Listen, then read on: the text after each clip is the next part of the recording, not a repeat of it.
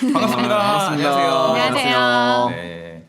그동안 잘 지내셨나요? 네. 이우진 선생님께서 그 거의 한 6개월 만에 나와 주셨죠. 네, 저희 6개월 만에 그 신년 특집에 그 한복 입고 한번 나와 주시고요. 아 그때 기억나네요. 그때도 이제 저도 출연했었고 김광 선생님도 계셨었는데 맞아요. 저는 왕옷 입고 네 왕옷 입고 저는 가스고 왕옷 입고. 빨간 한복이면 이길 줄 알았는데 상간복을 입고 계셔가지고 네. 미쳤네요. 그동안 잘 지내셨죠? 네, 잘 지내셨나요? 잘 지냈습니다. 네, 오늘 그 국어 때문에 그 우리 학생들이 되게 많이 와 있어요. 보면 예, 이제 지금 그 실시간으로. 유진 쌤 지식국어 특강 듣고 서칠 취합했습니다. 아. 서칠 취합이면 언제지? 2월 달이요. 네, 맞아요. 네. 팬들 많으시네요. 그때 지식국어가 나왔죠. 예, 지식고가 나왔죠. 유진 선생님 작가세요. 작가? 좋아요, 유진 쌤. 딱 맞춰 왔네. 칼럼 쓰는 것 때문에 그러나 보다. 예. 네. 아유 감사합니다. 네, 오늘 조교들 많이 푸신 것 같아요. 왜 이렇게 좋은 열심히 해, 얘기를 열심히. 자 그러면은 이제 그 지난 시험이 있었으니까 네. 시험에 대해서 간단하게 이제 총평해 주시고요. 그리고 이제 뭐 어려운 문제라든지 뭐 중요한 문제라든지 있으면은 좀 설명을 해 주세요. 저는 열심히 듣겠습니다. 네. 평소 같았으면 이게 또 20문제밖에 안 될 텐데 이번에 또 네, 동시에 치러지다 맞아요. 보니까 40 40문제 이제 분석하시느라고 좀 간단하게 예, 지방직이랑 서울시랑 잠시 얘기를 하도록 하겠습니다. 예, 지방직 같은 경우는요, 국가직에 비해서 독해 문항수가 적기는 했는데, 근데 비문학에서 이제 국가직처럼 이제 내용 확인이나 이런 것들보다는 좀 일반 출력 문제가 나와서 체감 난도는 더 높았을 거라고 봅니다. 그 다음에 뭐 화법 문제 나왔는데 뭐 난도는 평이했고요. 그 다음에 문학이 오히려 약간 서울시처럼 문학 이론이랑 작가 필수 작가에 대한 걸 이렇게 연결해서 박목을 씌인 걸 연결을 해서 문제가 나온 게 있고요. 예, 그 다음에 또 고전 시조 이렇게 나올 거다 했는데 이렇게 나왔어요. 예, 그래서 현대풀이 없이 고전 시조 읽을 수 있는지 확인하는 것도 좀 어려워했을 거라고 생각해요. 그래서 내신형 문학 문제랑 수능형 문학 문제 절반 이렇게 냈다. 예, 이런 느낌이고 그리고 비문학 독해는 국가직보다는 어려웠다. 문항수는. 자, 그 다음에 문항은 그렇고요. 그 다음에 문법과 규정 같은 경우는 평이했어요. 평이했고 원래 형태론이 많이 나오는데 형태론 많이 안 나왔고요. 예, 그리고 의미론 문제, 뭐 우문론 문제, 문장 다듬기 문제 뭐 이런 거 나왔습니다.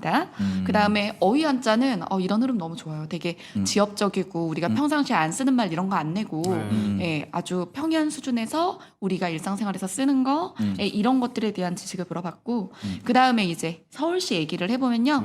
서울시는 원래 그간 출제 비율도 그랬지만 요거 출제 비율 한번 바꿔주세요. 네. 출제 비율? 이게 뭐 작년이나 출제 비율은 마찬가지예요. 그래서 문법 규정이 독해보다 더 많이 나온 건 작년이나 마찬가지인데 근데 어휘 한자 쪽 조금 줄이고 지식국어가 안 나왔어요.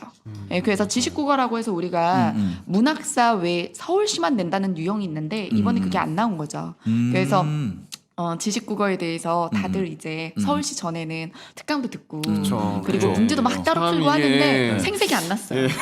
예, 오히려 지방직에서 문제가 하나 나오고 네, 서울시에서 안 나오고 맞아요. 그리고 보면은 독해 문제가 다 문학이 나온 것 같거든요. 근데 지문은 다 문학을 썼는데 문제 목적이 문학이 아니에요. 예, 그래서 문학 지문을 가지고 비문학에서 평소에 체크했던 문맥 추론이라든가 이런 것들을 확인하려고 했던 게 굉장히 독특했다. 예, 그래서 문학 문제가 많이 나온 것 같아도 실제는 이 문학을 많이 틀린 건 비문학 독해 기초 능력이나 문맥 추론 능력의 부족일 수 있어요. 예, 그리고 어휘 한자도 서울시 치고는 쉽게 나왔다는 거. 네, 서울시 치고는 네, 무난했던 것 그렇습니다.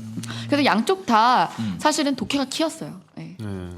독해가 많았다. 문항수가 많은 건 아닌데 네. 난도에서 아, 변별력에서는 어려웠다. 독해가 변별력을 네, 가르는 맞습니다. 거에서는 그럼 이게 그 서울시나 지방직 같은 경우 네. 그 작년하고 경향은 어떻게 되는 거예요? 유사한가요? 아니면은 뭐... 일단 지방직 같은 경우는 유사했어요. 음. 예, 유사했고 서울시 같은 경우는 훨씬 더 제가 봤을 때에는 문항 비율은 아직 멀었지만 국가직 지방직 쪽으로 이동을 한 거죠.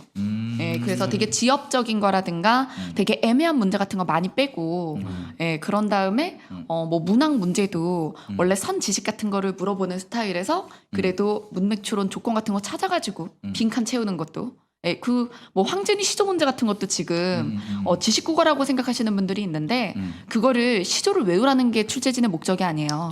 그래서 주변에 보면 근거가 있거든요. 예, 그래서 그 시조도 외워서 푸는 건 아니었어요. 네. 그럼 이 감사원님이 하시는데 올해는 네. 독해가 트렌드인가요? 트렌드는 맞나요? 올해만이 아니라 네. 3년 전부터예요. 어. 근데 계속 외면하는 거예요. 그래서 그러니까 외매. 그래서 무서운- 독해가 예. 무서운 사람들이 계속해서 올해만 그럴 거야, 올해만 그럴 거야 한지 지금 3년 됐어요. 그러니까 이제 내년 보실 거면 받아들여야 돼. 네. 외면 안 하면 어떻게 해요? 이건 트렌드가 아니라 네. 원래 사실은 이제 원래 의사소통 능력을 체크하자고 국어를 보는 거잖아요.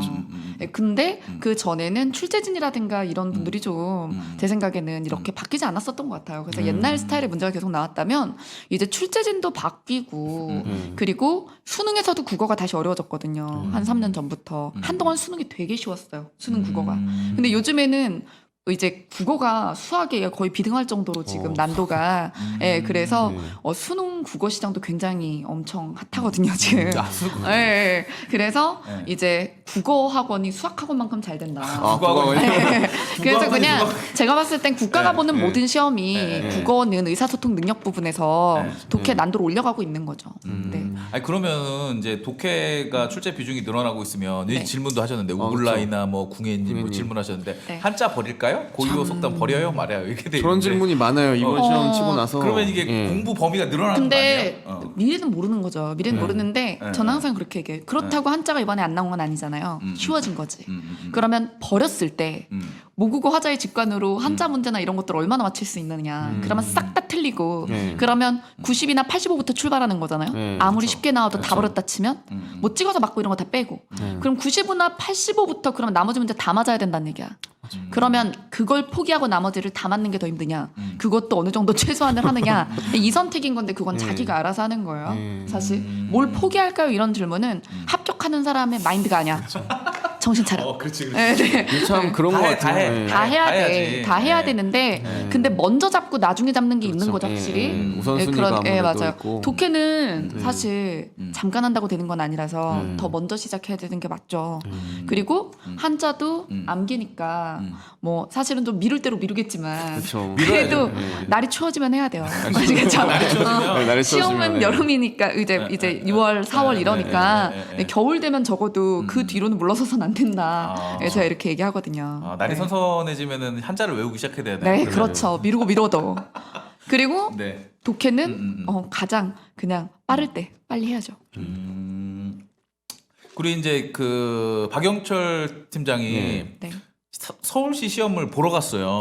실제로 응시를 해봤습니다. 느낌이 어땠어요? 국어를 딱 보는 순간? 근데 국어는 사실 이제 무난했어요. 왜냐하면 이제 길이가 이제 서울시 역시답게 길이가 막 길지는 않았고 진짜 선생님께서 말씀하신 것처럼 문법이나 지엽적인 부분에서 변별력을 주지 않았기 때문에 푸는데 그렇게 큰 지장은 없었던 것 같습니다. 어렵진 않다. 국어가, 그러면은 그 서울시나 지방직이나 그 몇 점 정도를 맞으면 합격권일까요? 어떻게 예측하세요? 국어. 사실은 다른 과목 난도를 제가 전문가가 아니니까 잘 모르잖아요. 그러니까 얼마나 맞으면 합격할까요라기보다는 적어도 국어는 합격자들이 역으로 생각해봤을 때 국어가 몇 점 정도일까요? 라고 하면 이번에 90점 정도. 90점 정도. 네네. 지방직이나 서울시나 요즘에 그리고 합격자들이 굉장히 수준이 높아졌거든요. 그래서 85에서 90 사이죠. 네. 85나 90. 네, 85에서 그럼 생각보다는 어려운 건 아니었네요. 그냥 네. 평이 했다 정도. 그냥 작년 국가직 지방직하고 비슷해요. 지방직. 비슷하다? 네. 국가직, 근데 올해 국가직이 쉬웠잖아요. 그렇죠. 네, 그쵸, 올해 그쵸, 국가직이 독해 문항수만 많고 난도는 다 낮았거든요. 네, 근데 그에 비해서는 문항수는 조금 적은 대신에 난도는 좀 준 거죠. 그게 작년 국가직하고 지방직하고 비슷해요. 그리고 서울시는 제가 봤을 때는 독해는 좀 더 어려운데 나머지를 내려서 그래서 선지나 이런 것들이 평에서 외래 표기법 하나 빼고 그거 빼고는 다 평이한 게 나와서 비슷할 것 같아요. 서울시가 작년에 이제 무난해서 컷이 보통 90점으로 많이 맞아요. 받았더라고요. 이번에도 그 정도 될 것 같습니다. 그래서 독해가 지금 단단했던 친구들은 100점도 많이 나왔어요. 네. 왜 일포스티노 문제가 뭐예요? 일포스티노. 네네, 그거 네. 영화에 빗대서 문학을 이해하는 것에 대한 얘기였는데 그 문제가 이상했다고 보는 친구는 그것만 틀릴 게 아닐 것 같거든요. 제 생각에. 조금 이따가 보여드릴 건데 지금 글 안에서 메타적인 진술하고 도구적인 진술하고 본질적인 진술 헷갈려서 그래요. 무슨 얘기인지 모르겠다. 네, 이따가 문제 보여드릴게요. 문제 보면서. 그럼 문제를 하나하나씩 보고 한번 문제 좀 띄우고. 어려운 문제나 중요한 문제나 좀 설명해 자, 아까 전에 주시면 그 일포스티노 문제도 조금 이따 해드릴게요. 자 그러면 일포스티노. 앞에 네. 2018년이랑 비율 요거 잠시 볼게요. 2018년 지방직 국어하고 2019년 지방직 국어에 제가 일부러 색깔도 똑같이 해놨어요. 거의 비율 똑같죠? 똑같네요. 아, 네. 그러네. 똑같네. 똑같아요. 예, 예. 근데 여기서 비문학하고 문학을 합쳐서 제가 노란색 연두색으로 해놨거든요. 예. 그러니까 독해 비중 자체가 굉장하잖아요. 예. 예. 근데 이번 국가직 때는 더 했다는 얘기죠. 더 많았죠. 예, 비문학. 15문제 이렇게 나왔으니까. 근데 난도는 여기가 국가직이 올해 국가직보다 이제 지방직이 난도는 훨씬 있었다. 예, 좀 그리고 어려웠다. 네, 예. 문제로 한번 넘어가 볼게요. 예, 예, 예. 아, 1번 예. 문제로 많이 1번 많죠. 문제 네. 말이 많은데 사실은 1번부터 에바. 예, 1번 문제. 근데 이거는 무슨 문제인지는 다 알고 있었잖아요. 그렇죠? 이게 언어의 의미 관계에서 반이어 문제라는 거 알았을 거고 그리고 기출에서 3년 내내 나왔거든요, 지금. 그래서 이 반이어에서 이게 상보 반이어냐, 정도 반이어냐, 방향 반이어냐 문제가 지금 3년 동안 되게 국회직 출발해가지고 그 다음에 일행직 이렇게 해가지고 매년 나왔어요. 그러니까 기출 문제만 잘 풀었어도 이 이론은 알고 있을 거예요. 근데 이론은. 단어 말이에요. 이 단어를 전 이렇게 생각해요. 제가 요즘에 무슨 얘기를 하냐면 어휘 한자 문항수를 늘릴 수 없기 때문에 출제진들이 내고는 싶은데 예, 문항수를 늘릴 수는 없잖아요. 독해 때문에. 그쵸. 그러니까 문법이나 혹은 아니면 독해에다가 한자를 이렇게 발라서 같이 냈거나 이런 얘기를 많이 했는데 1번이 그런 문제예요. 섞었구나. 그리고 예, 예. 저는 모의고사 여기 도금 빼버려요. 예, 그래서 도금을, 도금을 빼버려. 근데 여기 나오는 한자어들 보면 도금을 빼도 봐야 되는 한자들이에요. 그렇죠. 사실은. 중요한 한자어가 많이 예. 나왔어요. 그러네. 그래서 예. 출제자가 제 생각에는 도금 빼고 냈다가 넣은 느낌도 있어요. 네. 뺐다가 처음에는 한자로만 이렇게 이제 지문을 구성했다가. 네, 맞아요. 더 어려울 수도 있었죠, 네. 사실은. 근데 네. 여기서 그러면 이 문제가 어렵다고 말하는 친구들은 둘 중 하나예요. 하나는 아예 이게 반이어 문제인데 반이어 종류 자체에 이론 숙지가 안 됐거나 근데 그건 진짜 문법 쪽 공부를 안 한 거예요. 아니면 그 이론은 알고 있었는데 성공과 실패가 방향이 있다고 생각을 했거나 그러면 이론을 그냥 외우고 사실 예시를 대입해가지고 판단은 많이 안 해본 거죠. 네. 그래서 여기 보면 시상, 수상, 판매, 구매 이런 거 보면은 예를 들어 시상은 상을 주는 거잖아요. 예. 그럼 주면 받는 사람이 있어야 주잖아요. 그렇죠. 그러니까 서로를 성립시키는 관계예요. 방향 반이어는 판매를 벡터. 네 맞아요. 판매를 하려면 사는 사람이 있어야 팔죠. 그렇죠. 네. 그리고 공격을 해야 방어를 하잖아요. 예. 그러니까 사실은 반대말이면서도 서로가 서로에게 필요해요. 그게 방향 반이어요. 아, 어렵다. 그리고 그래서- 성공을 해야 실패하는 건 없나요? 네, 예전에 이제 기출에 나온 걸로는 이제 부모 자식 이런 게 방향에 들어가요. 위아래나 방향 반 전혀 달라 보이지만 위가 있다면 상대적으로 아래가 존재하잖아요. 부모가 있다면 자식을 낳아야 부모가 된단 말이에요. 이런 게 방향 반이에요. 근데 성공 실패는 실패가 있어야 성공이 있다고 생각하는 건 합리화예요. 그거는 어휘적인 얘기가 아니라 세상에 대해서 생각하고 있는 거예요. 실패는 성공의 어머니인데. 네. 그리고 막 이런 거 지금 예를 들어 성공, 실패, 반의 이런 거 검색하면 뭐가 나오냐면 이런 거 나와요. 뭐 실패의 반대는 뭐 성공의 반대는 뭐 실패가 아니다. 뭐 도전을 안 한 것이다. 뭐 이런 거 나와요. 근데 그거는 어휘에 대한 얘기가 아니야. 인생에 대한 얘기지. 그렇죠. 그러니까 이게 어휘 문제로 풀 때는 성공하고 실패는 두 관점이 있어요. 이게 둘 다 부정할 수 없고 둘 다 긍정할 수 없다라고 보면 혹은 이런 거 있잖아요. 그냥 성공하지 못했다는 건 실패다 이렇게 본다면 상보반이어고 성공도 실패도 아닌 어떤 수준에 대한 판단이다라고 보면 정도반이어로도 볼 수가 있어요. 네. 그래서 이것이 뭐 상보반이어다 정도반이어다라는 것은 판단에 따라 좀 다를 수 있지만 방향반이어는 절대 아닌 거죠. 네. 어렵다. 이게 그러니까 반이어도 종류가 있다는 거 아니에요? 네 맞아요. 아하. 네. 이게- 남자 여자 네. 같은 경우는 네. 남자가 아니면 여자다가 성립이 되잖아요. 그쵸. 근데 예를 들어 아내와 남편을 보시면 저는 남편도 아내도 아니잖아요. 왜? 아. 결혼 안 했으니까. 오. 그래서 아내가 되려면 남편이 전제잖아요. 이래야 방향반이어요. 네. 그게 방향반이요? 네 맞습니다. 그래서 이 문제를 제가 모의고사 때 내면서 뭐라 그랬냐면 이 유형을 출제자들이 사랑할 수밖에 없다 그랬어. 왜냐하면 이게 문법 문제면서 어휘를 내면서 동시에 논리력을 볼 수가 있어요. 종합적으로 네, 판단할 그렇죠. 수 있는 문제. 그러니까 이게 머리 좋은 사람을 뽑는 데 도움이 되는 문제죠. 그럼 이게 상대적으로 풀어야 되는 거예요? 아니면 답이 딱 나오는 거예요? 그러니까 네 개의 지문이 있으면 여기서는 2, 3, 4번이 방향반여라는 건 너무나 명백하고 명백한 거고. 네, 그렇죠. 성공과 실패가 방향반여가 아니라는 것도 명백하고. 근데 성공과 실패를 상보반여로 볼 거냐, 정도반여로 볼 거냐는 둘 다 있어요. 교과서에도 보면. 출판사마다 저걸 정도 반영으로 본 것도 있고 상보 반영으로 본 것도 있습니다. 어려운 문제네. 야, 이거 뭐 풀 수 없는 문제인 것 같은데. 저는 뭐 그래서 모르니까. 사실은 네. 방향성 자체에 초점을 두고 2, 3, 4번은 서로 반향이 존재하고 1번은 반향이 없다 이렇게 풀면 또 오히려 고민을 깊이 안 하는 게 근데 이게 1번이어가지고 괜히 여기에 붙잡혀서 시간을 오래 쓰면 그렇죠. 그럼 멘탈이 나가는 거죠. 2번, 3번 풀 수 있는 문제가 나왔는데. 이번 사람 풀수 있는 문제가 네. 나왔는데. 넘겨볼까요? 네. 이 반영 문제는 근데 종종 나오는 건가요? 여기도 작년 국가직 아, 국어 반영. 그럼요. 그럼요. 그래서 최근 기출을 풀었어도 볼 수 있는 문제였어요. 음. 자, 5번 문제 뭐, 보겠습니다. 뭐.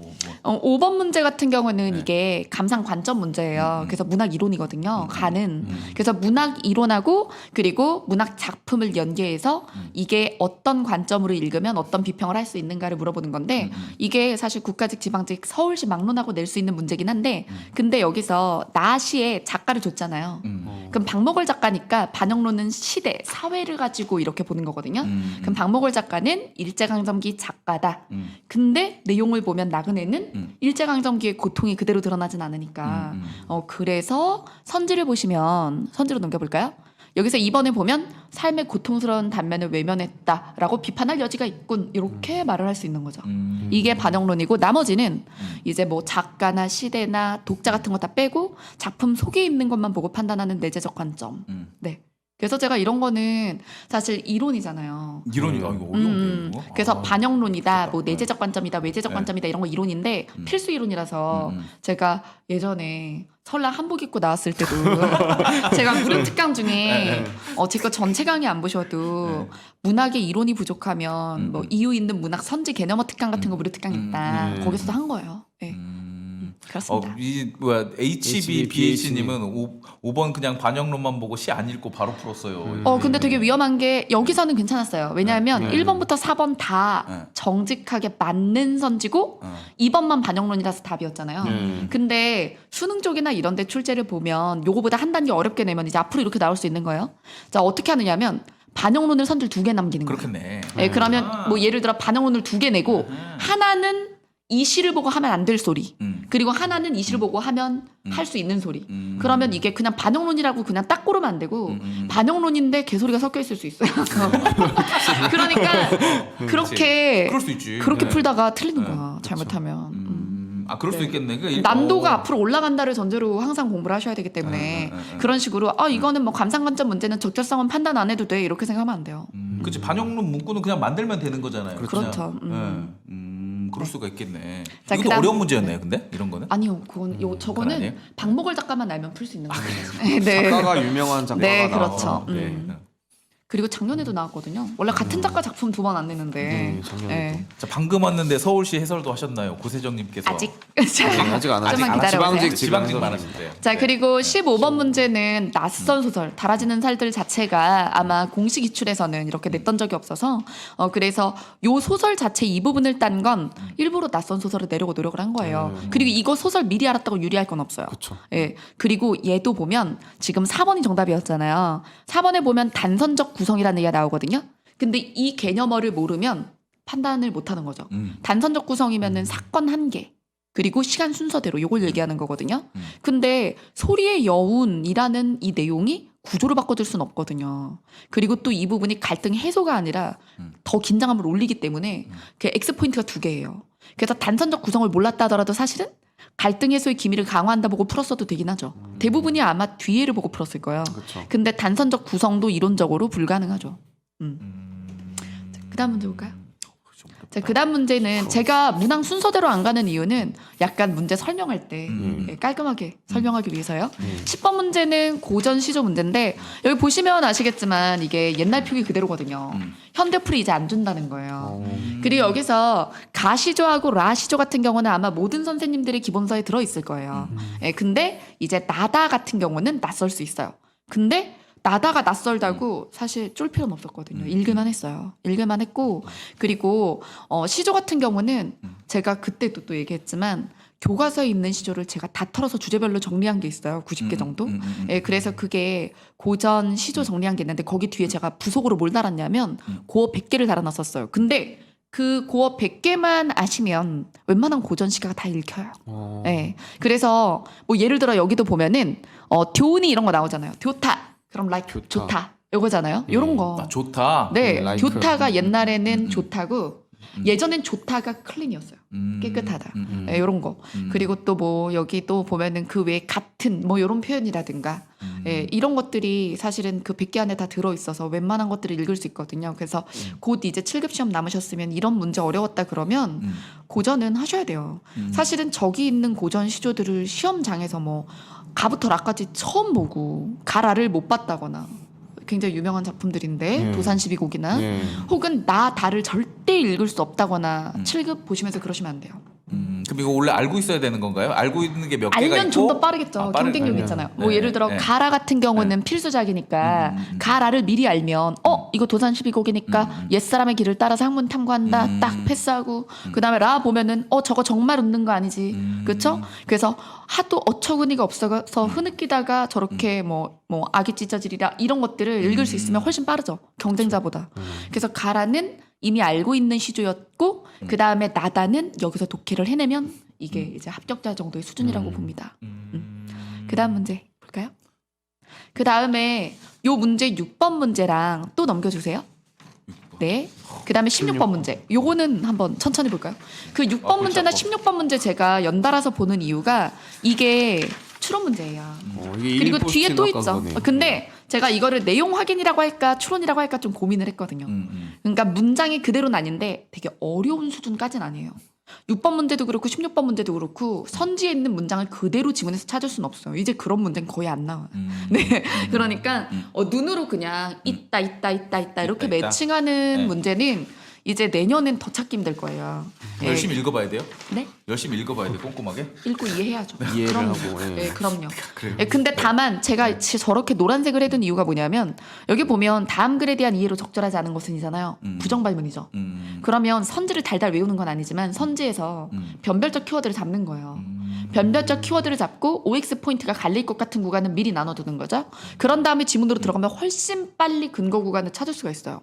그리고 이 문제 틀렸다, 이 문제 이상하다고 하시는 분들은 지금 정답이 3번인데 영화 일 포스티노의 인물들은 문학적 은유의 본질과 의미를 알고 있다 그래서 영화 속에 나오는 인물들이 알고 있다라고 진술을 했잖아요. 근데 사실은 그게 아니라 글쓴이가 이 인물들의 행동으로 문학적 은유를 설명한 거예요. 그러니까 사실은 글쓴이가 설명하려고 영화를 유추 대상으로 쓴 거지 이게 인물들이 알고 은유하려고 그렇게 동작을 하거나 행동한 게 아니거든요. 네, 그러니까 도구를 인물이 아니라 작가가 한 건데 이 인물이라고 쓴 문장이 이게 맞다고 착각을 한 거죠. 그럼 작가가 은유를 사용했다? 네, 그래서 그런 작가가 얘기구나. 은유에 대해서 설명하기 네, 위해서 영화를 쓴 거예요. 지금 영화 인물을 근거로 든 거죠. 네. 그러네. 그리고 그 다음 문제 이렇게 넘겨보시면 요 문제도 사실은 추론이잖아요. 네. 근데 부정발문이고. 그래서 여기서 이제 세 가지는 맞고 하나만 틀린 말인데 이럴 때는 오히려 문장을 너무 깊이 읽고 들어가도 안 돼요. 지문 읽기 전에 선지를 너무 깊이 읽고 들어가도 합리하게 돼 있어요. 지문을. 그러니까 키워드만 잡고 지문에 들어가서 지문을 이해한 다음에 선지 정오 판단을 하셔야 돼요. 적절하지 않은 것은 네네. 그런 제가 식으로? 펜터치해 둔 걸 보면 네. 여기서 1번 같은 경우는 끊어두고 그러면 OX 포인트가 2개라는 거잖아요. 그 다음에 2번 같은 경우는 부등호에 두죠. 얘보다 얘. 이런 것들은 사실은 지문 읽기 전에 미리 해두는 거거든요. 그래야 지문 읽고 실수 안 해요. 부등호도 이렇게 해놓고요. 네네네, 이렇게 해놓고 그렇죠. 뭐 더 네. 크다 뭐 이런 거 네, 기여할 수 있다. 오. 그래서 제가 펜터치 같은 거 독해 알고리즘이나 뭐 모의고사 할 때 펜터치. 펜터치를 굉장히 강조하는 게 시험 때는 긴장한단 말이에요. 긴장하면 뭐가 달라지냐면 머리가 갑자기 나빠지는데 근데 머리가 나빠지는 부분이 예를 들어 진짜 말도 안 되게 패닉이 오지 않는 이상 예를 들어 아무리 긴장해도 연산을 틀리진 않아요. 그거는 뭐 연산 실수를 할 정도면 거의 눈앞에 안 보이는 거예요. 그렇잖아요. 그러니까 아는 걸 모르진 않아요. 긴장했다고. 근데 그러면 긴장해서 나빠지는 머리는 단기 암기력이거든요. 그러니까 단기 암기력. 그렇죠. 네. 지문을 줬을 때 평상시에는 세 문장을 한꺼번에 기억할 수 있었다면 이게 한 문장 되는 거예요. 그러니까 이거 한 번에 글을 한꺼번에 못 읽게 되고 한 번에 못 삼키게 되는 거죠. 예, 그래서 그렇기 때문에 펜터치를 더 해야 돼요. 네. 이거 엄청 과학적으로 분석하시는데요. 단기 그런가요? 긴장하면. 근데 단기 이거는 암기력이 진짜 연구로 알 수 그런다. 있는 거거든요. 네. 그러네. 여기 이제 맞아요. 시험 때 진짜 머리가 안 안 돌아갔어요. 들어갔어요. 네. 그치. C책형입니다. 그리고 네, 그래서 제가 무슨 얘기를 했냐면 펜터치. 시험 때도 마무리까지 네. 절대로 왜 우리가 시험 직전에 가면 전 과목을 마무리한다는 게 거의 다 암기로 가잖아요. 근데 암기 머리를 막 쓰면 그 새로운 정보 처리 능력이 떨어져요. 사고가 안 된다는 네. 얘기죠. 그래서 네. 제가 항상 불안해서 네, 마지막에 종강할 때 모의고사 종강할 때 일주일 동안 꼭 독해야 돼. 그리고 독해를 이만큼 주거든요. 예, 오답률 상위 문제 같은 거. 그 이유가 뭐냐면 일주일 다 만들어 놓고 일주일 동안 막 암기만 해가지고 시험장에선 또 독해머리가 나빠져 있는 거예요. 그렇지. 네. 암기만 하다가 그리고 네. 긴장하니까 더 안 읽히고 더 안 읽히고. 더 기억이 안 나고 그렇게 되는 거죠. 흥분을 하게 되면 차분할 수가 없어요. 그렇지. 근데 시험장에서는 뭐 어쩔 수가 없죠. 흥분은 그러니까 흥분하면 시험을 망친다는 것도 편견인데 적절한 흥분과 긴장은 집중력을 높여요. 그래서 본인이 공식을 만들면 안 돼. 난 긴장했으니까 망칠 거야. 난 흥분했으니까 망칠 거야라고 생각하면 망쳐. 그러니까 그렇게 생각하지 말고 난 긴장했으니까 더 몰입할 수 있어. 그리고 약간의 아드레날린은 오히려 머리를 좋게 하거든요. 그러니까 흥분했으니까 더 잘 풀 수 있어. 이렇게 생각해야 되고 그럼에도 불구하고 흥분하면 차분해지지 않았을 때 차분하게 만드는 게 행동 수칙이에요.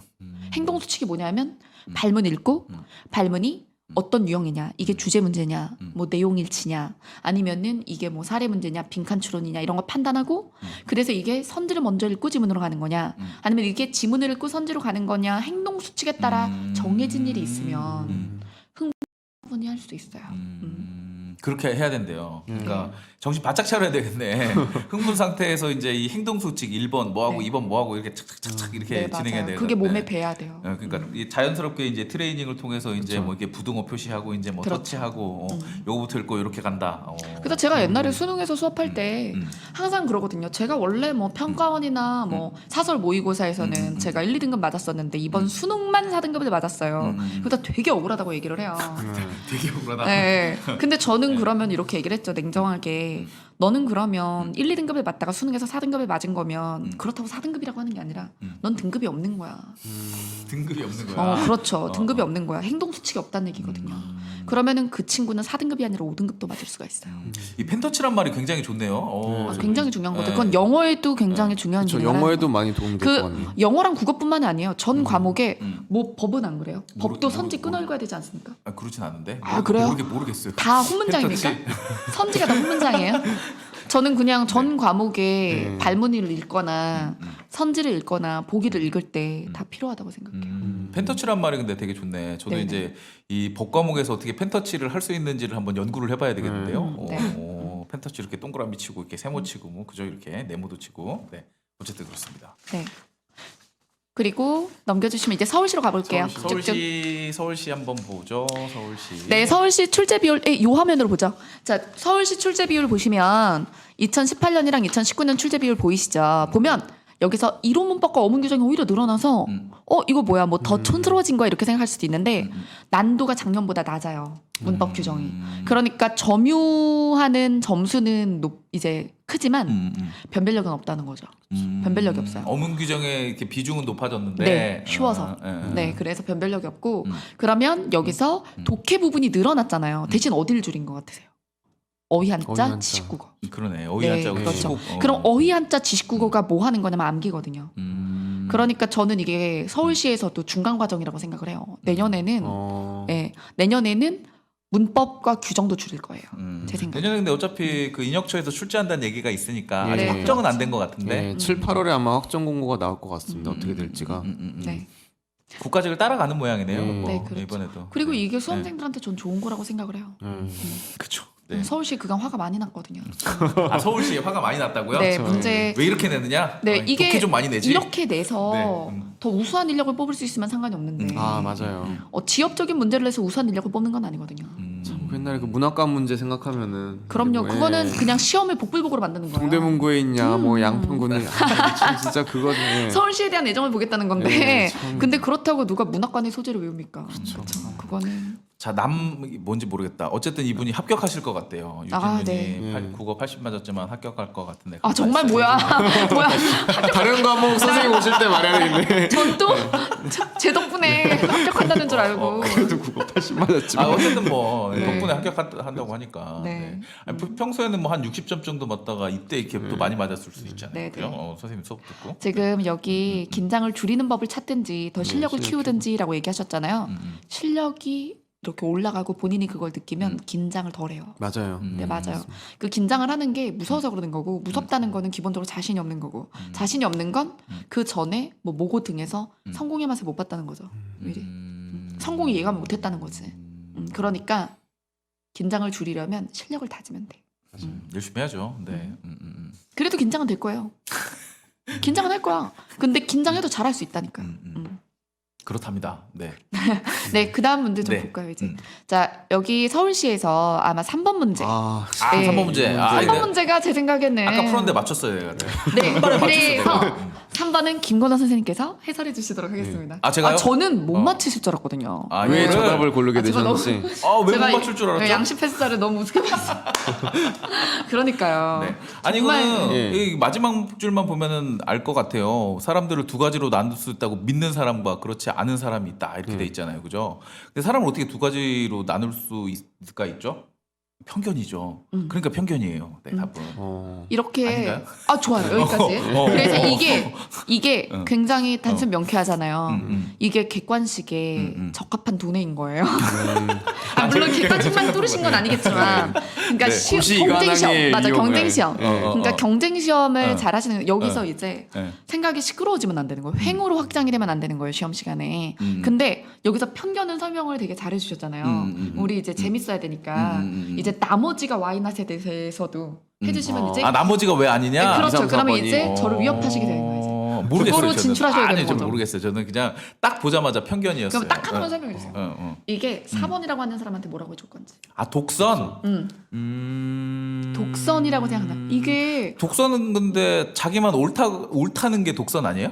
아닌가? 맞아요. 어. 그러니까 지금 편견이나 독선의 어휘력에 대해서도 물어보는 문제예요. 음. 이 문제가 저는 굉장히 뉴 트렌드라고 생각을 하는데 근데 저는 이 문제에 대해서 여러분들은 화가 많이 났겠지만 이건 뭐 지식국어도 아니고 지역적인 문제도 아니고 굉장히 우수한 문제를 뽑으려는 굉장히 잘 냈고 출제자가 머리를 굉장히 많이 쓴 문제예요. 이게 자 보세요. 지문은 문학이죠. 근데 문제의 유형은 독해예요. 독해에서 주제 찾기 할 때랑 정답과 매력적인 오답 패턴 똑같아요. 그 다음에 어휘도 냈어. 이 한자어에 대해서 정확히 모르면 틀린다고. 그래서 이게 역시나 여러 영역을 합쳐놓은 문제인 거죠. 이때 네 지금 이 문제에 대해서 이걸 왜 틀림? 이런 친구들이 있는데 이게 4번하고 1번을 뒤집어놔도 그렇게 말할까. 1번에서 정답에 대해서 완벽히 사고가 1번에 있었으니까 편견하고 자기가 확정적으로 사고를 정돈한 사람들은 나머지를 왜 골라? 이렇게 얘기할 수가 있어요. 근데 나머지 고른 사람들의 입장에서 사실은 설명을 해줘야 되는 문제거든요, 이게. 그렇겠네. 네, 그렇죠. 선생님 저는 이제 이의 제기하겠다는 건 아닌데 저는 불화를 선택했다가 틀렸거든요. 근데 이제 이 많이 그럴 수 짜장면을 있어요. 좋아하는 사람이 있고 안 좋아하는 사람이 있으니까 이게 화합이 안 되니까 그래서 저는 불화를 선택했거든요. 불화는 왜 그러면 아닌가요? 우리 예. 박연철 맹투에 예, 대한 예. 일종의 이 수험생들의 존경을 조금 무너뜨려도 돼요? 예. 아니 그냥 이건 자, 지금 둘이 있었잖아요, 두 예. 명이. 그럼 여기 건호 쌤은 정답을 맞췄고 예. 여기 박연철 멘토님은 정답을 못 맞췄는데 그래도 예. 틀렸잖아요. 예. 둘이 어딜 짚었어? 지금 김건호 선생님 처음에 설명할 때 중략 뒤에 짚으셨죠. 자, 그 다음에 박영철 멘토님은 저 위에 짜장면 짚으셨죠. 맞잖아요. 짜장면만 본 건 아니겠지만. 짜장면. 예, 그렇죠. 예. 짜장면만 본 건 아니겠지만. 예. 그럼 제가 이 얘기를 할게요. 예. 이게 시를 잘라서 만들었죠. 시 전체를 보여준 게 아니잖아요. 예. 근데 중략이 중간에 있죠. 예. 왜 저기 중략이 있을 것 같으세요? 밑에가 그거 아니에요? 그 밑에가 제일 중요한 거기 때문에 중략 끊고 밑에 나온 거 아니에요? 네, 시험 볼 때 그 생각 하셨어요? 아니요 못했어요. 네. 예. 이 차이가 있는데. 자, 그래서 이렇게 푸는 거야, 얘들아. 네, 객관식은. 제가- 중략이 나왔을 네. 때 밑에. 제가 모의고사 볼 때 뭐라 그랬냐면 네. 산문 설명하면서 얘기를 많이 했어요. 예. 산문은 엄청 길잖아. 소설 같은 거. 예. 그러면 지문에서 어디부터 잘라서 어디까지 잘랐느냐가 굉장히 중요하다고 했어요. 출제 의도가 있어 거기에. 그러면 여기서 자, 시작할 때, 지문 시작할 때 중요하고, 왜 여기서부터 출발할까? 글이. 그리고 중략 있으면 중략 바로 뒤도 너무 중요해. 그렇죠. 여기서부터 출발해야 되는 이유가 또 있는 거거든. 그 다음에 잘리는 구간도 굉장히 중요해요.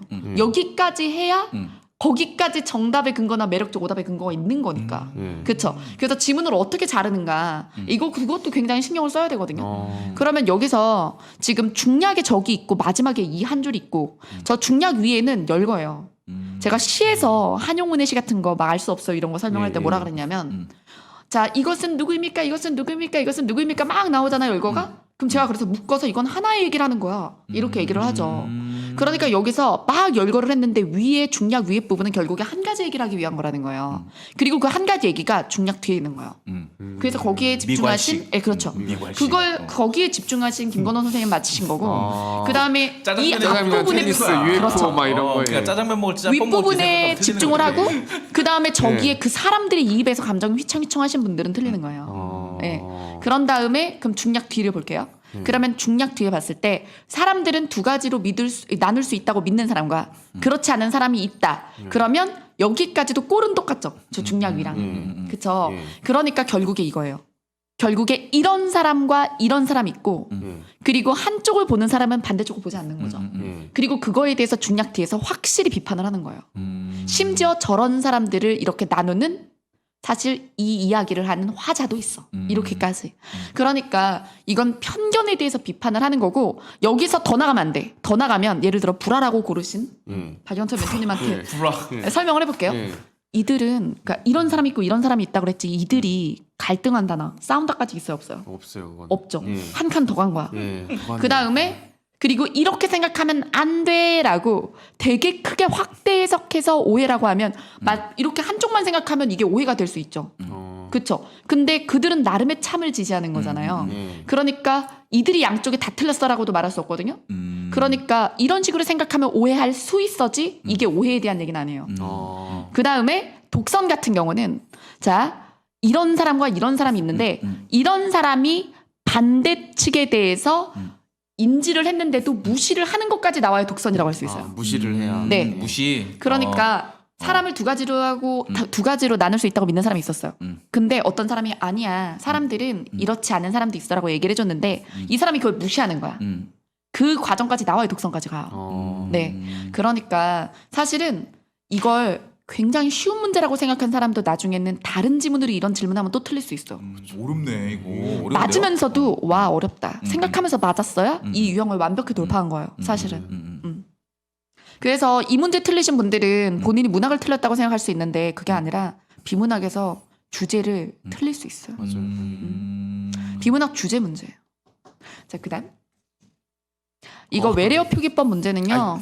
제가 올해 서울시는 내가 많이 나아졌다고 얘기할게. 근데 정말로 그러니까 서울시 출제자들이 지역적인 문제를 많이 뺐어요. 많이 뺐어요. 근데 여전히 외래어 표기법을 예, 선지를 선택할 때 사실은 외래어 표기법 규정에 대표 예시들이 있거든요. 그런 것들을 내주거나 아니면 보기에다가 어떤 세칙 같은 걸 주고 연결하라 이런 식으로 내면 되는데 굳이 되게 우리가 평상시에 안 쓰는 뭐 쓴다고 볼 수도 있겠지만 이게 규정의 대표 예시는 아니거든요. 아니죠. 예, 그러면 여기서 한 2개 정도는 보고 2개는 모르고 이런단 말이에요. 예, 그러니까 요런 문제를 낸 거는 저는 해설을 하려고 띄운 게 아니라 사실 이건 촌스러운 문제다. 근데 촌스러운 그러면 문제다? 이런 문제가 나오면 어떻게 할 것인가라고 얘기하는 친구들이 많은데 그러면 이런 문제 대응하겠다고 외래어 표기법을 범위를 늘리면 그러면 규정의 예시도 아닌 것들을 외우기 시작하면 그 머리 그냥 딴 데 써.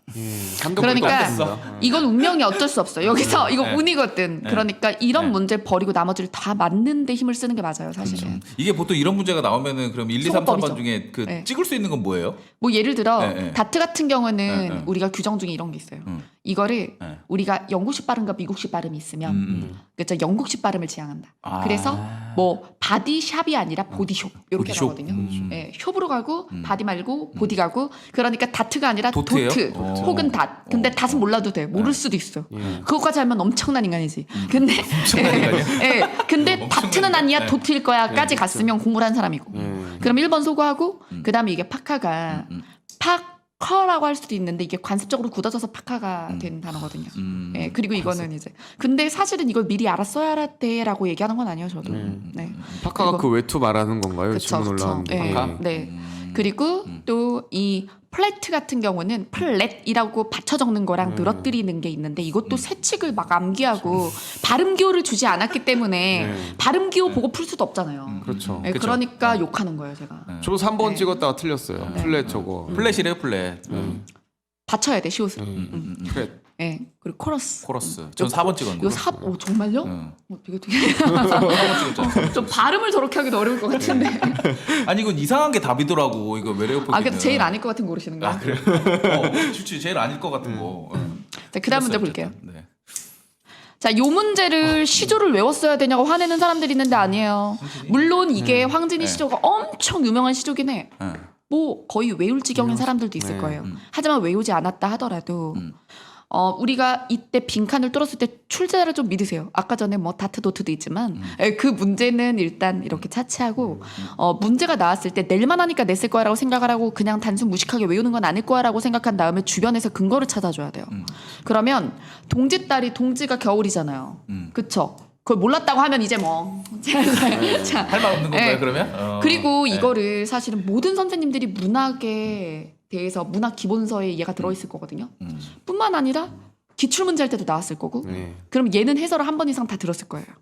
그래서 동짓달 겨울의 기나긴 밤을 한 허리를 잘라서 봄바람 이불 아래 서리서리 넣었다가 꺼내겠다는 게 이전에 기출에도 뭐로 나왔냐면 시간을 잘라서 숨겨놨다가 정든님 모시면 펴겠다라는 그 관념의 구체화. 이걸로 주관적 변형으로도 출제가 이미 됐었어요. 그러니까 겨울밤이 기니까 한 허리를 머리랑 허리가 있다 해보세요. 자, 머리를 생각한 난 출제진이 너무 창의적인 것 같아요. 아 머리를 잘라. 자, 딱 잘라. 이게 동짓달의 기나긴 밤에 머리를 쳐서 그래서 뭐 대가리를 숨겨놨다가 뭐 어쩌겠다는 건 아닐 거 아닙니까? 그러니까 결국에 밤에 한 복판을 자르겠다니까 머리가 아니라 허리지. 머리라고 고르는 게 더 창의. 어떻게 그렇게 생각할 수가 있어? 자, 그래서 한 허리를 잘라서 그러면 무슨 이불에 숨길까 해서 춘풍과 추풍을 몰랐다면 생각해 보세요. 겨울 다음에 뭐예요? 뭐가 와? 겨울이 지났으면 마이크 좀 떼고 얘기해. 겨울 다음에 뭐가 와요? 봄이 오죠. 그리고 또 생각해 보세요. 사랑을 하면 살랑살랑 봄바람이겠지. 우리가 춘향전에서도 이하춘풍 날 살리잖아요. 그쵸? 그래서 봄바람, 가을바람은 스산하고 외롭고 이런 거잖아요. 그러니까 이제 겨울이 지나고 봄이 올 거고 사랑할 거니까 봄바람이 이불 안에 넣었다가 꺼내는 거죠. 그래서 이거는 이제 외웠어야 된다기보다는 충분히 추론해서 풀 수 있는 문제였어요. 그래서 이거를 지식국어로 분류하면 안 되고요. 예, 그래서 이건 문맥. 지식국은 아니에요 이게? 예, 그럼요. 추론? 이거는 문맥 추론이라고 봐야죠. 문맥 추론? 그리고 올해 서울시 문맥 추론 정말 많이 냈습니다. 그래서 제가 바로 뒤에도 이제 관련성 있는 문제를 보여드리는데 자 15번 문제 보세요. 15번도 문맥 추론이에요. 그래서 제가 이번에 서울시가 문학만 나와서 문학이 중요하다고 생각을 할 그 착각이라고. 그래서 뭐 다음부터 뭐 서울시를 내가 내년에도 서울시를 볼 거니까 문학 위주로 해야지. 잘못된 판단. 그게 아니고 문학을 도구로 썼을 뿐 결국에 비문학 출제를 했다는 거죠. 그래서 여기서 15번 문제도 보면 여기서 이게 굉장히 유명한 그 여자네 집이라는 작가의 작품인데 그래서 제 교재에도 있고 모든 선생님들의 교재에 있을 거예요. 근데 이게 교과서에는 뒷부분이 이제 곱단이 만들기 얘기 이제 마지막 부분이 강조가 되는데 이건 앞부분이에요. 저는 근데 이 부분이 나올 것 같더라고요. 너무 뒷부분 많이 나와서 이 부분 나올 것 같아서 제가 기본서에 이 부분 잘라놨거든요. 예. 기본서 있어요 이게? 이 부분 그대로 있죠. 예, 그래서 제가 앞부분으로 바꿔놨는데 딱 앞부분이 나왔어요. 되게 그런 촉은 좀 있어요. 근데 아니 그냥 너무 지겹게 반복된 구간은 안 내거든요. 예, 그래서 그 출제자들의 어느 정도의 이 정도 내야 돼, 이 정도 해야 어렵지 않나 이런 것들이. 근데 요거 보시면 요것도 사실 문학 문제 아니에요. 보세요. 자 여기 보면 지난 여름 이거 처음 봤어도 풀 수 있어. 지난 여름 작가 회의에서 북한 동포독기 시 낭송회를 한 적이 있다.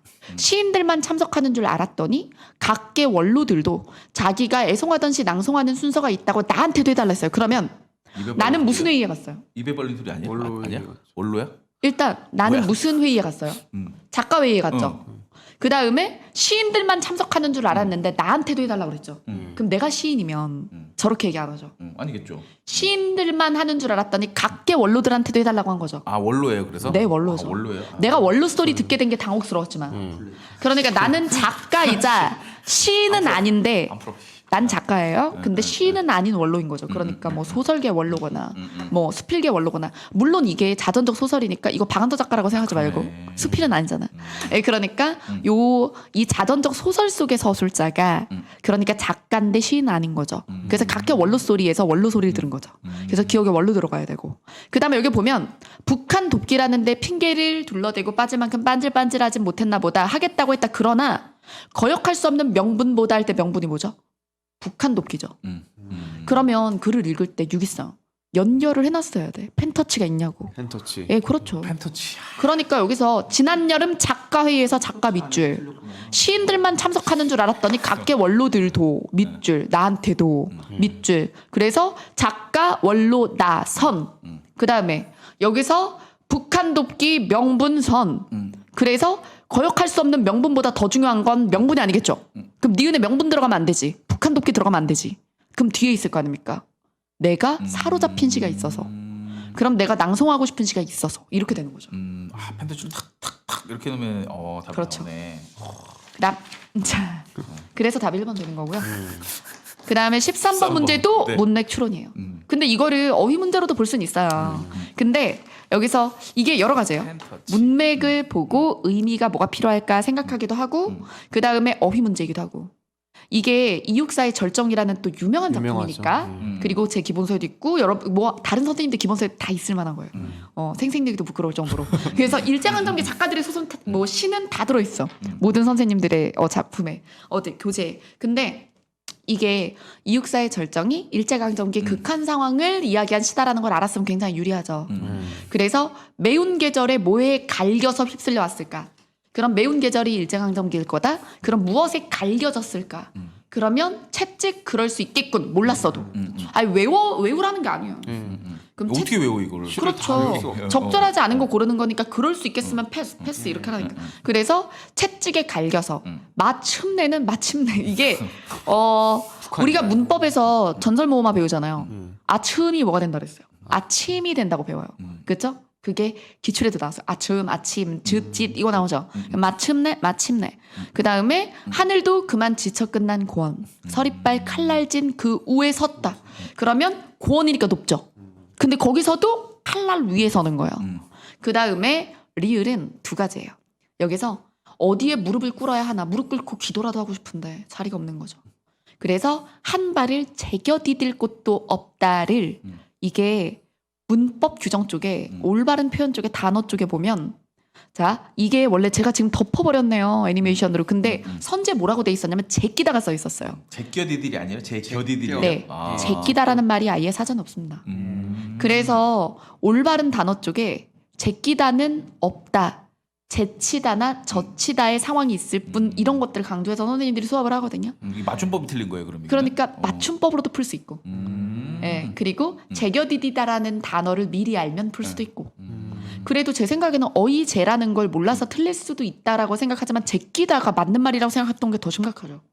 제끼다라는 말은 아예 없으니까. 예. 자, 그다음 오케이, 어렵네. 네, 18번 문제는 지금 보시면 제가 올해 이렇게 학자들의 시가 나올 것 같았어요. 그래서 제가 예상 300지부터 모의고사 시즌 1, 2에 다 도산 12곡이랑 고산 9곡가랑 다 발라버렸거든요. 네, 그래서 도산 12곡이랑 고산 9곡가가 서울시 지방직에 다 나왔어요. 근데 그거는 그냥 뭐 자리를 깔라고 자꾸 그러는데 사실은 깔려 있어 자리는. 자리에. 다 깔려 있어요. 제가 그냥 국가에서 시행하는 모든 국어시험 다 풀어요. 수능, EBS 다 풉니다. 다. 예. 그래서 수능이나 EBS에서 계속 강조된 작품들이 어떤 게 있으면 2년 정도의 시간차를 두고 나와요. 당해 EBS만 나오는 건 아니고요. 작년 EBS나 이런 데에서 강조된 작품들이나 반복됐거나 2018, 2019 뭐 EBS에서 중복 제시되거나 이런 것들이 또 공시에 나와요. 그런 것들을 산출하니까. 예, 그래서 뭐 도산 12곡이나 고산 9곡가 나올 것 같았어요. 그래서 여기서도 보면 성현의 말을 더욱 믿어서 딴 생각이 없이 간절히 찾으면 장차 얻는 바가 있을 것이다. 이게 성현을 우리가 도산 12곡에서 아까 고인이 가던 길을 앞에 있으면 따르겠다. 예, 이게 서울시 지방직에 다 나온 거죠. 자, 그럼 넘겨줄까요? 선지 보면 1번 같은 건 나 20 몰라 그럴 수 있어요. 근데 칼 나오잖아요. 그러면 10년 가지고 있는 칼 감리에서 울고 여기 보면 위국공은 나오죠. 그러면 이건 무인의 시다 하고 넘어가면 되고 그 다음에 2번에 구곡을 보면 근데 이 문제는 2번이 함정이었어요. 이게 고산구곡가거든요. 그러니까 고산구곡가랑 뒤로 한번 넘겨보세요. 정답이 4번인데 얘가 도산12곡이에요. 둘 다 학자의 시거든. 이황 이희. 그래서 이제 고산구곡가는 이희 거고 도산12곡은 이황 거잖아요. 그리고 어떤 자연 친화랑 학문 탐구에 대해서 둘 다 얘기한 것도 똑같아요. 이거 모르겠네. 네. 그러니까 2번을 보고 고산 국어가다 반가워라고 2번 찍으면 경솔한 거예요. 왜냐하면 다시 2번 봐주세요. 이 문제 어려운 문제 아니에요? 2번은 자연 친화야. 그래서 고산 국어가에도 학문 탐구 부분이 있으나 이 부분은 자연 친화였어요. 그 다음에 4번을 보시면 고인이 날 못 보고 고인도 날 못 봐. 고인을 못 봐도 가던 길이 앞에 있네. 가던 길이 앞에 있으니 아니 가고 어찌할꼬. 이때 녀다라고 나오잖아요. 제가 아까 고 100개 있다 그랬죠. 거기에 녀다 있다 살다 가다라고 써 있잖아요. 예. 그래서 읽을 수 있게끔 다 해놨어요. 예. 그래서 그런 것들을 필수 시조를 알아야 되기도 하고 낯선 시조가 나와도 읽을 만한 어휘들이 있어요. 그래서 영어에서도 우리가 동사 형용사나 아니면 수거들을 외우면 명사 외우는 것보다 좀 이렇게 독해할 때 대략 이딴 소리일 거야 라고 독해할 수 있죠. 그것처럼 고어도 마찬가지인데 영어랑은 똑같이 생각하시면 돼요. 서술구에 나오는 단어들을 많이 알면 모르는 시조가 나와도 읽을 수가 있어요. 이거 우리 다 못 읽는 거죠? 원래 아닌가요? 다 읽을 수 있나요? 공부하면? 그럼요. 공부하면 다 읽어요? 그럼요. 그 할수 100개 있어요. 준비 잘하시면은 그리고 3번 100개. 같은 경우 강호사실사 필수 작품이고 여기서는 4개 선지 중에 3개 선지는 알고 있었어야 돼요. 자, 그다음 여기 지금 마지막 신동엽 문제인가요? 작품이 나왔는데 요거 보면 내용을 이 작품을 미리 알았으면 좀 유리했을 것이고 미리 알지 못했어도 자 볼게요. 누가 하늘을 보았다느냐 그러면서 너가 본 건 그거 하늘 아니야. 먹구름이었어. 그럼 먹구름은 가짜 하늘이잖아요. 그러면 먹구름에 마이너스 치고 하늘에 플러스 치고 긍정 부정을 나누고 펜터치 너가 플러스 마이너스. 그렇죠. 어허. 너가 본 건 지붕 덮은 쇠항아리야. 그러면 구름이랑 같죠. 그러면 쇠항아리 마이너스 치고 그걸 하늘로 착각하고 일생을 산 거예요. 그러면 너는 멍청하게 살았어. 자, 그 다음에 닦아라 사람들아 너의 마음속에 구름 마이너스를 찢어라 사람들아 너의 머리 덮은 쇠항아리 마이너스를 이렇게 하면 되죠. 그렇게 하면 쇠항아리는 부정적이죠. 마이너스네 마이너스. 네. 그래서 선지로 갔을 때 여기서 상세하게 해석은 하되 근데 저는 이 문제 조금 안타까운 건 사실 플러스로 착각한 대상 그렇게 하면 더 훨씬 어렵게 낼 수 있거든요. 그냥 근데 단순히 나머지는 다 긍정이고 1번만 부정이었어. 그 마이너스가 2개가 있는데 뭐 의미로서 그러니까 뭐 더 구별한다든지. 되게 변별력 있게 낼 수 있는데 못 냈다는 거죠. 그 부정적인 거 2개 있으면 헷갈리겠네요. 그렇죠. 그럴 수가 있겠네요. 그렇게 한 다음에 부정이어도 나에 대해서 위해를 강하는 부정이 있고 내가 착각한 플러스라고 착각한 뭐 마이너스가 있고 이럴 거 아니에요. 그래서 되게 다양한 문제를 낼 수 있는데 아직은 촌스러운 선지 구성이었다. 네. 이게 원래 그 국어에서 플러스 마이너스 풀이법이 원래 있는 건가요? 아니요. 플러스- 제가 그렇죠? 만든. 네. 아니 제가 제 수업 들으신 분들은 맨날 제가 시할 때 푸마푸마 해가지고. 근데 이게 되게 빨리 해야 되잖아요. 그러니까 이게 이 생각을 하시면 돼요. 여러분들이 사실은 옛날에 수능에서 EBS 설명이나 학교 다니거나 아니면 학원 다닐 때 시를 1년, 2년, 3년 막 다 샅샅이 찍고 1년, 2년, 3년 막 주제 적어가면서 그렇게 배웠잖아요. 근데 사실은 그게 수능이든 공시든 객관식 시험에 그렇게까지 해설이 필요 없거든요. 그러니까 사실은 문제가 원하는 밀도의 풀이를 하면 되는데 항상 맥스의 풀이를 한 다음에 그 다음에 선지로 가니까 오래 걸리는 거예요. 그러니까 사실은 되게 개괄적으로 초벌구이로 판단을 주제 정도만 파악하는 선에서 일단 시를 읽어준 다음에 선지에서 상세하게 들어가면 그때 파악하는 게 원래 맞는 풀이법이거든요. 그래서 저는 어느 정도로만 풀이하라고 하냐면 시를 읽고 긍정 부정 화자 잡고 화자가 생각하는 긍정과 부정 정도만 체크를 하고 화자의 감정 서술에 밑줄 긋고 이 정도 한 다음에 선지로 들어가라고. 멋지네. 야, 근데 저희가 11시가 넘었어요. 진짜요? 11시가 살짝 넘었는데. 네. 근데 이제 질문에 그러네. 그게 많이 나왔거든요. 그 이번 주 토요일이 군무원 시험이 있습니다. 아, 네. 그래서 이제 군무원 시험을 어떻게 대비해야 되는지 뭐 간단하게 좀 말씀을 해주시고 또 하나가 7급으로 이제 넘어가야 되잖아요. 네. 이제 2달, 4달 뭐 이 정도 남았는데 그럼 네. 7급 준비는 어떻게 해야 되는지 두 가지만 좀 말씀을 해주시고 오늘 네. 방송을 마무리를 좀 짓죠. 네. 지금 그래서 이제 여러분들이 시험 보면서 풀 때 어려웠거나 당황했을 문제들은 다 보여드렸어요. 예, 그래서 질문이 나올 만한 문제들도 이거였고 이 방송의 목적 자체가 총평과 해설이었기 때문에 그래서 공부법은 많이 얘기하지 못했지만 우리 다음 카페에서 더 얘기하도록 하고요. 남은 시험이 군무원과 7급이잖아요. 자, 그럼 군무원 시험 얘기 먼저 할게요. 군무원 같은 경우도 굉장히 되게 지식형 질문들이 있는 것들이 있어요. 근데 그런 돌발 출제 유형에 너무 집중하는 것보다는 사실 평범한 출제를 다 마치려고 노력하는 게 안전한 방식이에요. 그리고 군무원 같은 경우는 이제 국가직, 지방직, 서울시 중에서는 지방직에 가깝다고 생각하시면 돼요. 뭐냐 하면 국가직은 또 수능으로 많이 가 있고요. 피셋이나. 그리고 서울시는 굉장히 예전 스타일 아직 고수했었다면 지방직이 중간 정도 되거든요. 그리고 문학이 어떤 선지식 요구하는 것도 있고 지방직은 이번에도 그랬잖아요. 박목걸이나 그거랑 유사해요. 그래서 군무원이 얼마 안 남았는데 일단 군무원 기출 푸셔야겠죠. 제가 남부고시에 방문가게 사이트에 군무원 기출 군무원 다 팩. 군무원 팩. 팩도 있고 팩도 무료 있고. 특강으로도 있어요. 무료 무료 특강으로도 특강. 기출은 다 해놨어. 예. 예, 그래서 기출 3개년 이상은 다 무료 특강으로 찍어놓은 거 있으니까 일단 무료 특강으로 기출을 쫙 보세요. 보신 다음에 이제 독해가 좀 난도가 있게 나온 모의고사나 아니면 지방직 수준의 지방직 모의고사나 기출 이런 것들을 풀어주시면 공무원에 가장 적합하고 그리고 문학은 좀 신경 쓰셔야 돼요. 비문학 훈련만 하지 마시고요. 그 다음에 7급 같은 경우는 이제 국가직 7급이 얼마 안 남았으니까 그 얘기 먼저 하면 국가직 7급은 이번에 9급 국가직이 독해가 15 나왔잖아요. 그게 좀 많이 나온 거거든요. 그 대신 난도를 내렸잖아요. 그래서 15은 제가 봤을 때 좀 심했다고 제가 얘기했고 지방직은 그렇게 안 나올 거라고 했어요. 제가 12를 냈딱 12 나왔잖아요. 독해가. 그래서 제 생각에는 7급 국가직도 독해 문제는 한 12문제 정도 나올 건데 12문제. 근데 그 정도 나올 거예요. 네, 네. 근데 뭐 15 나오면 이거는 뭐 어쩔 수 이제 없죠. 뭐. 나올 수도 근데 있지 뭐. 12문제 정도 내면서 난도는 이번 지방직 수준으로 혹은 아니면 요거보다 조금 어렵게 요렇게 되겠죠. 그리고 이거보다 절대 쉽진 않을 거예요. 이번 지방직보다 쉬울 수는 없어요. 왜냐하면 이제 7급이 뭐 피셋으로 가네마네 하는데 그렇죠. 오히려 가죠. 맛을 보여주려고 가네마네는 할 그쵸? 가요. 아니 그쵸 네, 가니까 네, 가요. 네. 그쵸? 다른 때도 가네요. 그러면 이게 그러면 피셋형 문제를 사실은 맛보기로 보여줄 수도 있거든요. 네, 그러면 언어 논리 쪽의 수준은 보여줄 수 있어요. 그리고 자료 해석 쪽에서도 제가 이번에 모의고사 때 장문도 많이 냈는데 화법만 나와서 좀 서운했는데 장문에서 수능에서도 보면 그래프나 아니면 뭐 신문 자료 같은 거 제시해서 자료 3개를 이렇게 다 보고 판단하라 이런 것들 있잖아요. 그런 것들은 7급에 들어올 수가 있어요. 예, 그러니까 자료 해석이나 그리고 추리 논증까지는 아니지만 언어 논리 쪽 수준의 문제는 나올 수 있으니까 예, 그 부분에 대해서 독해 부분은 좀 준비를 하셔야 되고 모의고사 어려운 거 혹은 아니면 수능 문제 풀어보시는 것도 도움이 될 거예요. 세트형으로 이렇게 나오진 않지만 난도는 그 정도 수준을 준비하셔야 된다고 생각합니다. 독해 문제집이 있지 않나요, 선생님이? 네, 독해 알고리즘이 독해 알고리즘. 마지막으로 독해 알고리즘이요? 네. 네. 제가 독해 알고리즘이 사실 수능 쪽에서 이제 최상위권부터 최하위권까지 다 레벨별로 이렇게 단계별로 독해 훈련하려고 진짜 10년 동안 쓴 교재예요, 그거. 사실은 여기 와가지고 쓴 교재가 아니라 제가 굉장히 오랫동안 수능 쪽에서 갈고 닦아서 10년 동안 만들고 되게 어렸을 때부터 쓰셨네요. 네. 10년 전이면. 네, 저몇 년. 어렸을 때부터 쓰셨네요. 그러니까 제가 거의 네. 수능 강의를 시작할 때부터 계속 문제를 넣고 빼고 자르고 이렇게 하면서 만든 문제지거든요. 네. 사실은 수능 쪽에서 출간할 줄 알았지만 여기서 이제 공무원 쪽에서 출간을 해서 쓰고 있죠. 네.